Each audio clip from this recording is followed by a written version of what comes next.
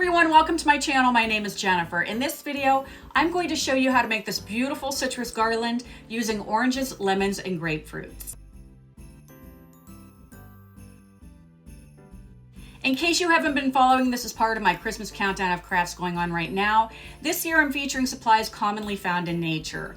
It's beautiful on its own, hung on a tree, or incorporated into a swag. So if you're interested in making today's project, stay with me and I'll walk you through each step. I began by gathering various citrus fruits from my refrigerator, including blood red and mandarin oranges, lemons, and grapefruits. I cut about 3 lemons, 2 oranges, 1 grapefruit, and 3 mandarins into slices about 1/4 inch thick. Some of the fruits were more cooperative to work with than others. The mandarins were the hardest by far, possibly because of their compact size. Then I placed them on drying racks that get stacked together and go in my food dehydrator. You can soak these in lemon juice first if you'd like. I didn't. I just used them as is. If you don't have a food dehydrator, you can bake the slices in an oven set at around 200 degrees from 3 to 6 hours, flipping them every hour to prevent curling. I had enough fruit to fill around 4 trays. Then I dehydrated them for about 24 hours and made sure to rotate the trays periodically.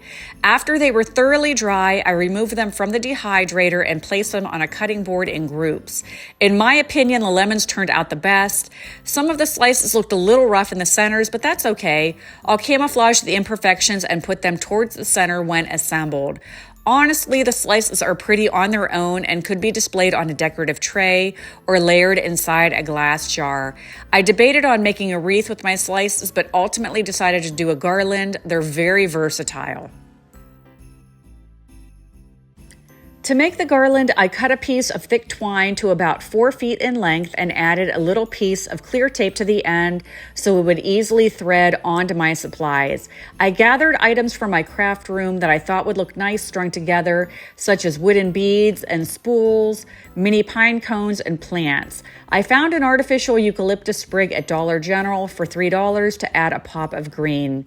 I started off by fraying the edge of the rope and tying a knot. Then I strung on a 20mm bead. I'll add a link in the description so you can easily find these supplies. I pulled a grouping of 2 eucalyptus leaves off the stem and hoped to thread the string through the tiny hole, but it was too big. I even got out a large nail, hoping to stretch the plastic a little.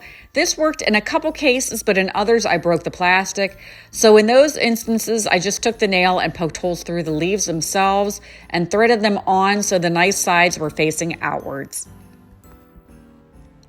I started stringing on the dried citrus pieces in a random pattern, making sure to conceal the slices that weren't quite as nice on the inside of the grouping, which ranged in number from around 3 to 5. The nail came in handy for poking holes in some of the fruit and mini pine cones as well as the eucalyptus. I wasn't super regimented with the order of things except for the wooden pieces. I alternated the beads and spools and kept the general theme throughout by mixing all of the elements. Had cranberries been in season, I would have included them as well, but I'm filming this in late June, and that's not something you can find year-round in stores. You could also add shelled walnuts and cinnamon sticks by drilling holes. I had that idea after I was finished, and I'm kind of kicking myself for not including them. If I ever make more, I'll incorporate both of those things for sure. In all, it probably took about a half hour to string the elements together, and I finished off the other side the same as how I began, by adding a bead and fraying the end, although you could make a loop on one side and hang it vertically instead of horizontally. This is definitely a child-friendly project, with exception to poking holes through the pine cones and other pieces. To recap, I used 7 beads and 6 spools in total, and my garland measures 30 inches from tassel to tassel.